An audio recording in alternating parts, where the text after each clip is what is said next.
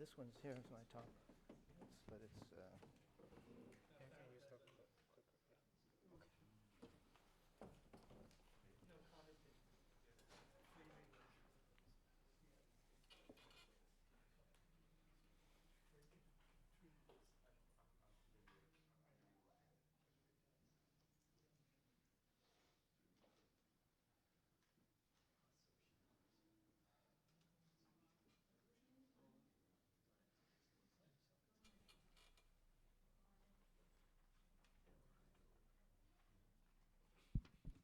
Okay, let's start the first section in the afternoon.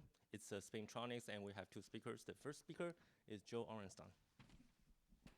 So good afternoon.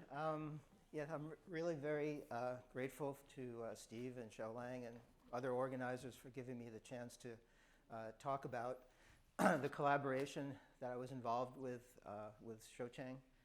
So I want to tell you the story of this persistent spin collaboration, which happened in this time period. And it was perhaps the most successful, certainly the most fun project of my career. Most successful, possibly by Shoucheng's very high standards, the only successful project of my career, because it really, we were able to get essentially perfect agreement between the theory of Andre and Shoucheng and the experimental work, and we learned something very simple and very beautiful about how nature works, which was his high standard. So these people here need no introduction. Yeah, so these are contemporary pictures of Shoucheng, and of course this is Andre, I think roughly a contemporary picture. So it was a very dynamic collaboration. We had Andre, the proto-hipster here, and then we had Jake, the ponytail guy, and Chris Weber was my earlier student, and of course Shoucheng. So let me tell you the story of how I got involved with this project. So this started with the work that was done by New Gedik, a graduate student of mine back in 2003, now of course at MIT. And he set up this beautiful, powerful technique, phase coherent transient grating spectroscopy, that you may not be aware of because we could never come up with an appropriate acronym. But it's still a very beautiful technique. And what's involved here in this complicated looking setup is that it's a pump and probe type optical experiment, except you use two pump beams and you interfere them at the surface of the sample. And if they're linearly polarized parallel, they create an intensity grading, we call it, a sinusoidal pattern of intensity at the sample. And the elegant part of this experiment is that you also probe it with two laser beams that are split here. And you get one beam that's diffracted from this essentially diffraction grating, which recombines with a transmitted beam, so you actually get coherent detection of a diffracted beam. And the elegant part is that you can change the wave vector of this intensity pattern without changing the external optics, just by putting in a series of phase masks with different pitch. And we use this, or New used this, to measure directly the diffusion coefficient of quasiparticles in a superconductor.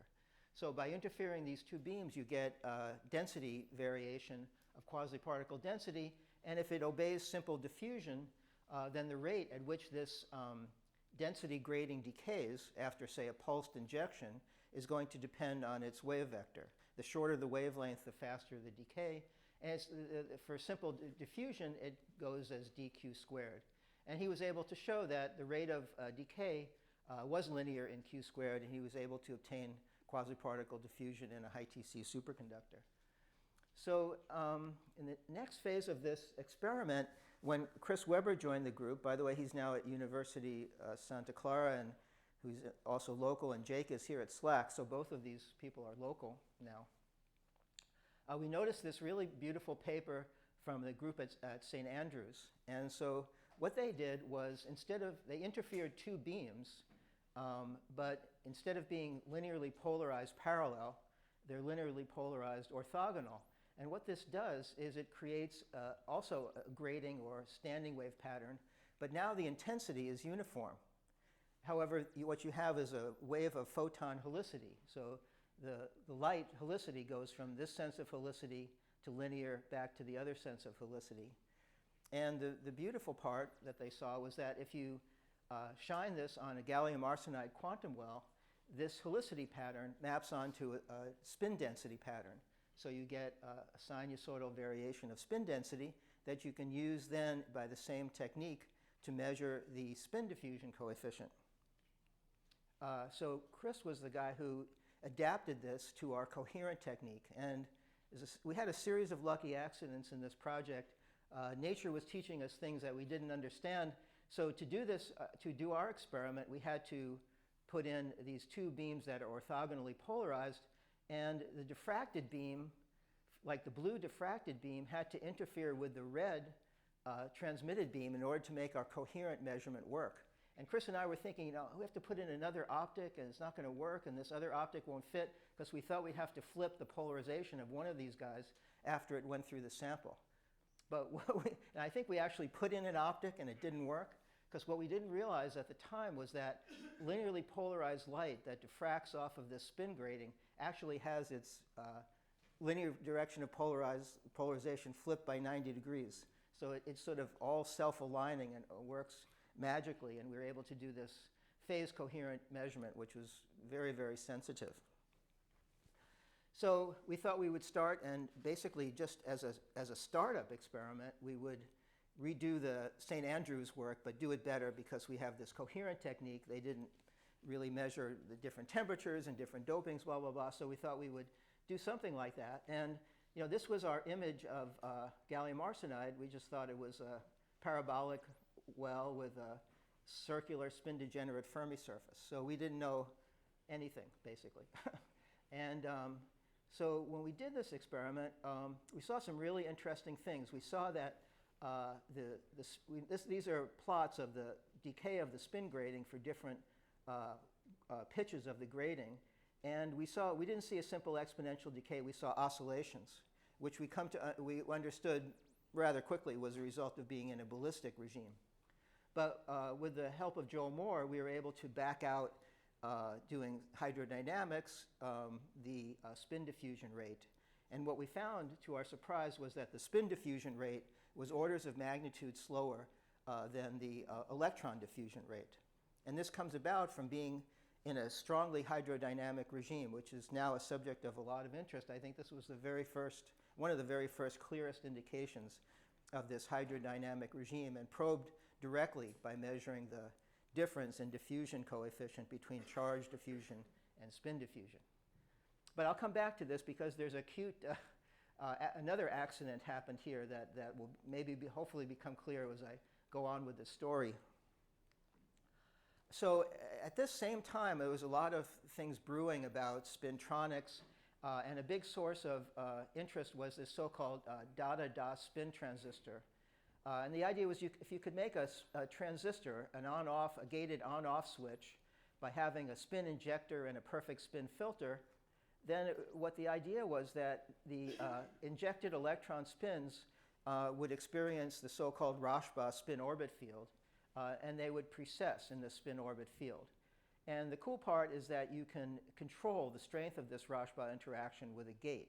So you could make it do what I've shown here and precess by 180 degrees, and then you would get the on state, or you could make the gate not active or turn the Rashba to 0, in which case it would propagate without spin rotation, and then you would get the off state.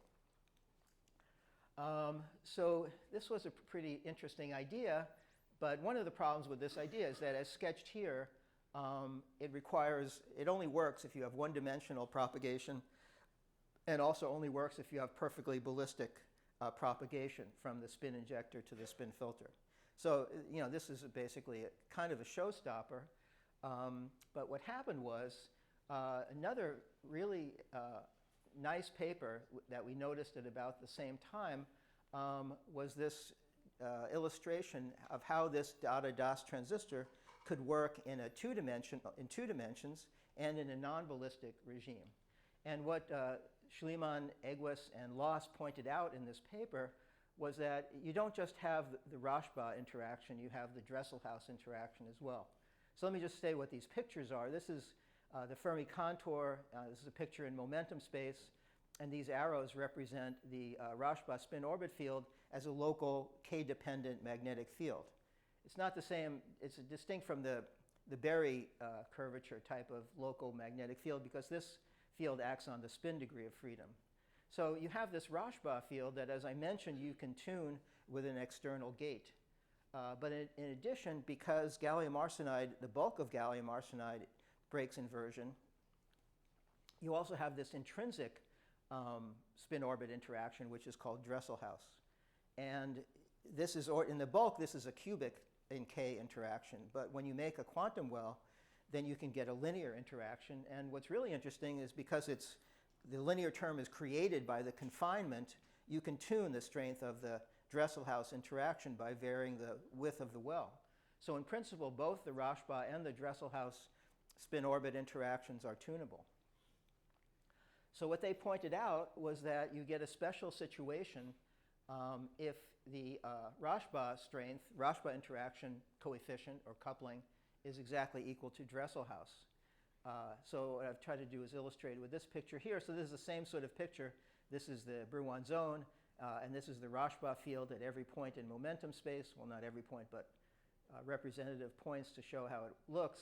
And this is the linear in K Dresselhaus term. And when you add them up, you get, with equal weights, you get this amazing result that maybe it looks more clear if I just rotate it by 90 degrees. And then you can see that's what's happened is that these complicated patterns of like a vortex-like pattern and an anti-vortex pattern has suddenly simplified and just become a pattern in which all of the local K-dependent effective magnetic fields point in the same direction, which I'm going to call the y direction, and which it doesn't show it very clearly here, but there's a simple sine phi dependence of the strength of this field as you would go in a circle, say, around the gamma point. So this leads to kind of a super cool result, which is that let me go back here for a second. If I think about electrons moving, and say I have a source and a drain or a spin injector and a spin filter that are oriented in the y direction, so I look at propagation in the x direction, then it turns out that if I take two spins, the amount that they precess as I go a certain distance in the x direction becomes completely independent of the direction that they're moving and also their velocity. So that's what illustrated here. So you see that this electron here I've tried to illustrate is moving faster, and in this oblique direction, this electron is moving slower and in a slightly less oblique direction, but nevertheless, when they travel the same distance in the x direction, they've reached the same exact amount of spin precession. So this is the solution to this dot-to-dot spin transistor problem, because what it shows is that any electron that starts out here undergoes the same spin precession when it reaches here, regardless of the path it takes, regardless of how much scattering it goes through or what K vectors it samples on its path. So when I read about this, and I was very struck by this, and I also, of course, was thinking about spin gratings and spin helices. And so I was thinking about, spin helix that looks sort of like this, and I imagined that you had these circles that were the electrons, and as it propagates, it sort of moves like rolling without slipping, and its spin changes as it moves. So you get this correlation between its displacement in real space and its displacement in spin space. And then, because I was thinking about gratings, what I realized was that when this electron starts out this way, and it moves over to here, and it moves over to here, and it moves over to here, what's going to happen is the electrons diffuse around. They keep in register with the original pattern. So that if you make a spin helix that has the same pitch as this precession pattern, that this helix would live forever. So maybe now you're thinking that this guy here is talking about himself this whole talk, and when is he going to start talking about Shoucheng?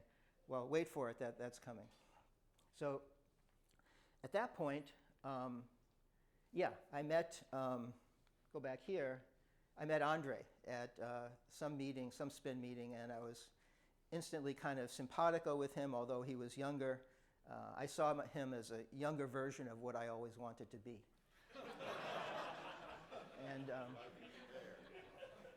And so we got to talking, and he was very taken by this idea.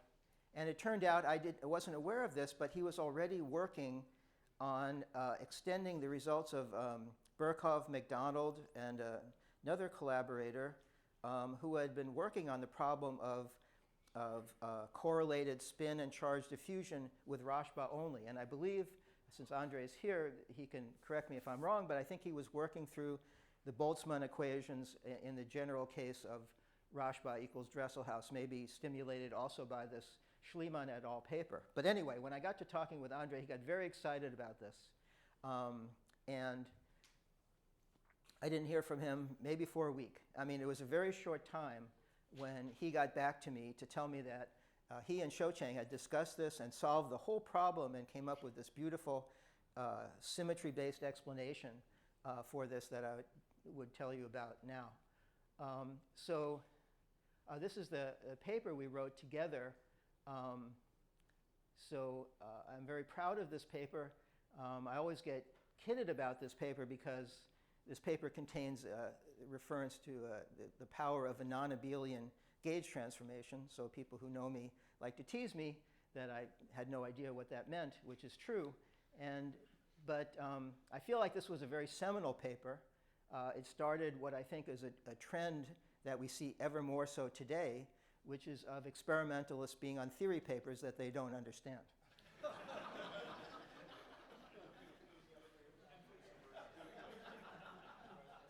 So what Andre and Shoucheng realized, I think instantly, was that if you have the case of this is the case of Rashba only. So you see this as a sort of, we would call this now a trivial band because we have both spins. If I had half of this, I would have a non-trivial topological insulator. But what's curious is that it's the trivial band that gives rise to non-trivial spin propagation, as you'll see. So if you take Rashba only and you start with Rashba only, if you start to turn up the Dresselhaus, you get sort of a complicated, weird-looking, highly unsymmetric pattern. But when you arrive at the Rashba equals Dresselhaus condition, you end up with two circular Fermi surfaces. Each of them has opposite spin, as I've indicated here, and they're shifted by a wave vector q that we start to call the magic wave vector q. And so now I shift over to Shoucheng's original view graphs when he would talk about this, or slides, I should say. So he and Andre realized that it was this shifting property that was essential to this symmetry analysis of this. And they were able to show that that there is there's a recovered, or so when you originally without any spin orbit interaction, you would have SU2 symmetry. If you turn on the spin orbit interaction, you would break that symmetry. Now, when you go to the Rashba equals Dresselhaus condition, you recover an exact SU2 symmetry that you can show in one line through this, based on this shifting property of the Fermi surface. And so now you have, now you have three conserved spin quantities. And what they are is, one of the conserved quantities is clearly the in-plane spin that's parallel to the Rashba-Dresselhaus fields. But interestingly, the other two conserved quantities you can think of as the amplitude and phase of a spin helix that precisely matches the precession. So you end up with three. If you tune exactly to Rashba equals Dresselhaus at the magic wave vector, you recover this SU2 symmetry and three conserved components of spin. And this is I just thought I'd show this slide. This is what Shoucheng used to show, this non-Abelian gauge transformation. And I won't say, so I'm sure many of you in the audience can appreciate what's going on here. I think this was helped to establish to get simple, direct solutions in a few lines for this special case. And then as I mentioned, what Andre continued to work out was the general spin charge diffusion problem. And this is building on this work of Burkhoff, Nunez, and McDonald, Bashenko, Shitov, and Halperin, who considered the Rashba only case. So these equations are Boltzmann-type equations for the spin charge coupled propagation in terms of these alpha and beta coefficients are the Rashba and Dresselhaus terms. So you can see already fun things happen when alpha equals beta. You get these simplifications. But they worked out the whole thing for arbitrary wave vector and arbitrary direction of propagation. So let's see what I have. Yeah, so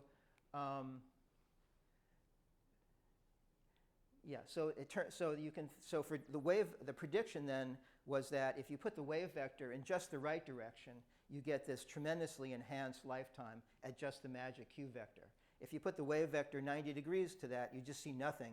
You see sort of pure spin diffusion. So that essentially was the theoretical prediction that's embodied in these equations. So the other interesting prediction of this, so this shows, well, what I have here, the interesting thing about the way this works is that what the laser does is it creates, as I said, a standing wave of spin.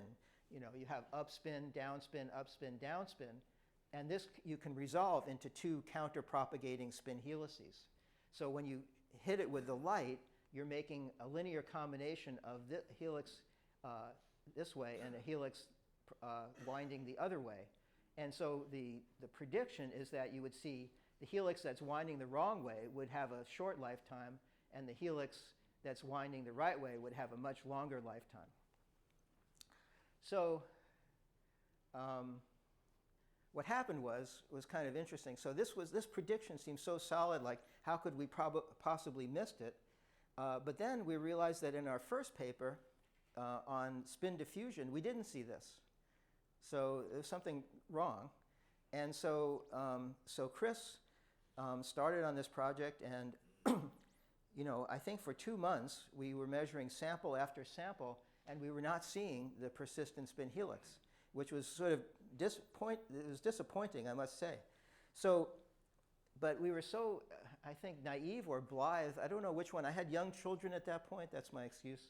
So we didn't fully, even despite what Andre and Shoucheng were explaining to us, we didn't realize that there was one direction, that Q had to be in one direction and not 90 degrees, because we had this idea that gallium arsenide was cubic.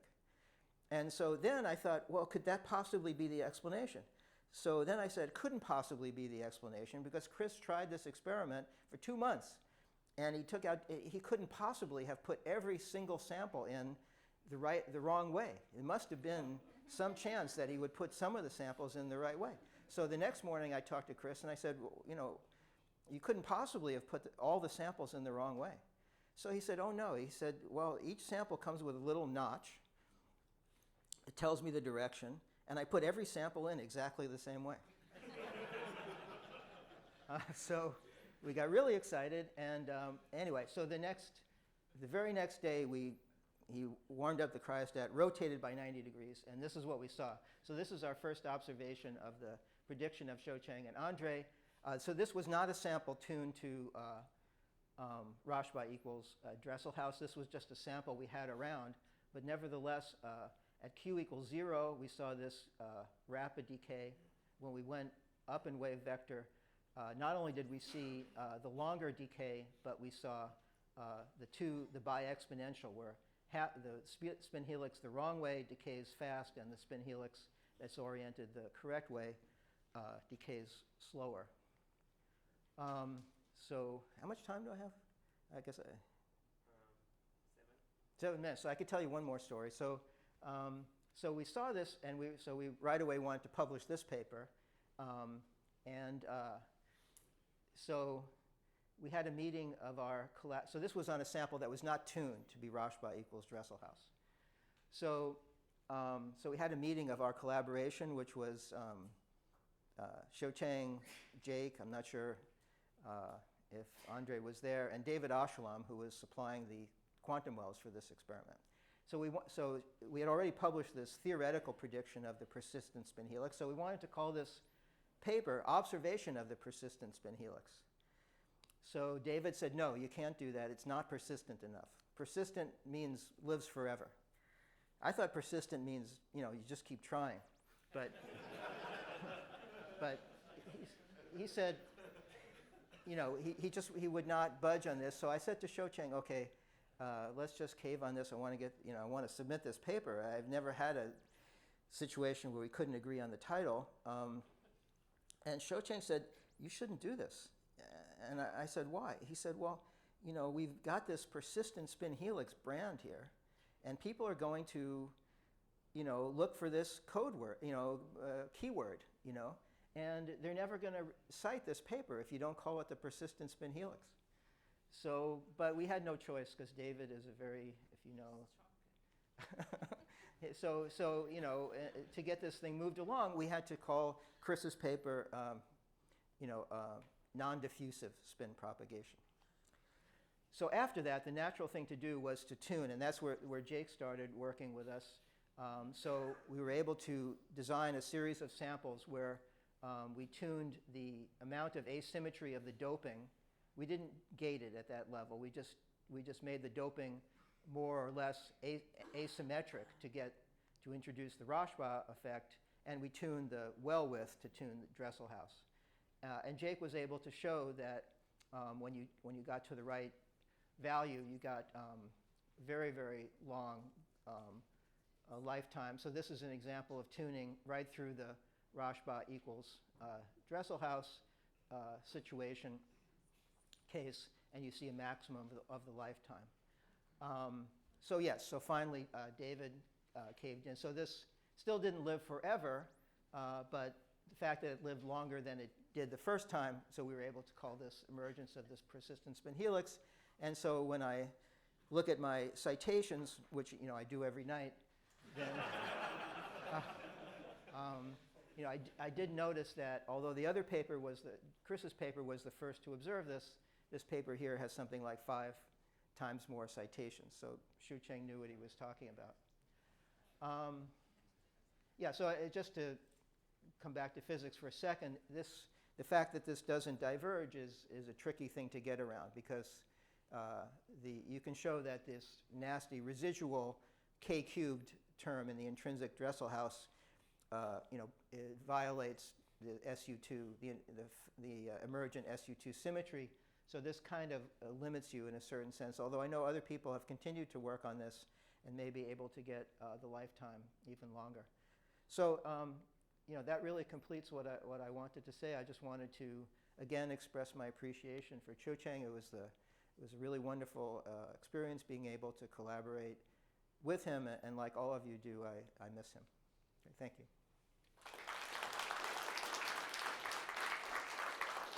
Now we are open for questions.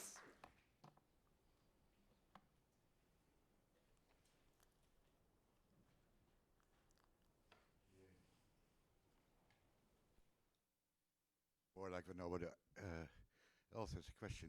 It's more like a remark, right? That Dresselhaus and Rashba are to a degree always a cartoon, right?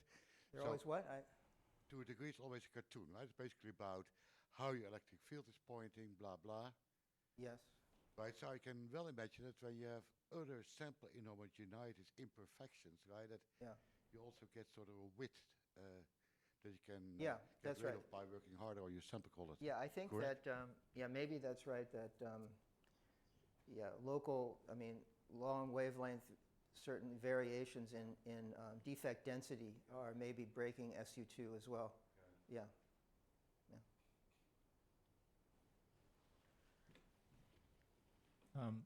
So this kind of nested Fermi surface usually means interaction effect is strongly enhanced. Electron interaction, is there a... Yeah, so that's really interesting. I mean, maybe one can, so you might get some sort of transient spin density wave or some sort of enhanced susceptibility. So we didn't see, direct evidence for that, but that would really be a cool direction for research to see if you could see the enhancement in the non-equilibrium. So I think what you're saying is in the non-equilibrium state might spontaneously break symmetry and form a spin density wave with that Q vector. I mean, you've already introduced, yeah. Oh, I mean, if you make a uniform excitation, it might condense into that state. Yeah, that's really interesting. Yeah.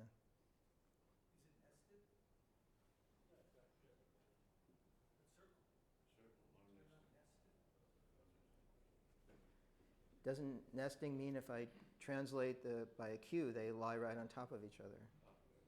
No?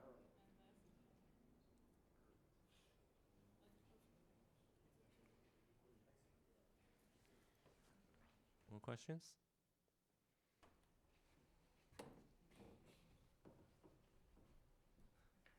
I have a question. It was a very nice talk, but at the very beginning you mentioned the data dust transistor and Yes. how people were very excited. And so could you comment on what do you think is the future of semiconductor spintronics? Yeah, I think, well, I mean, you're somehow you asking me is a loaded question, I think. But, I mean, correct me if I'm wrong, but I was actually thinking about this last night, and I think maybe the interest is moved much more to memory storage and retrieval. I mean, there's a sort of problem. The basic problem with the DOS data transistor is we have a little thing called the silicon MOSFET, right? So, I mean, this thing could work in principle, but I think it was never the benchmark of how this was supposed to work better or orders of magnitude better than a MOSFET was never clear. Whereas maybe, and you're the expert here, but maybe in memory retrieval, memory storage, there are sound arguments why, because spin is already inherent in information storage. So my impression from afar is that there's much more to be made, for storage and retrieval of information than trying to replace, silicon transistors. Any questions? Okay, no, that's thanks, speaker. Next speaker is Yarsol Bosley.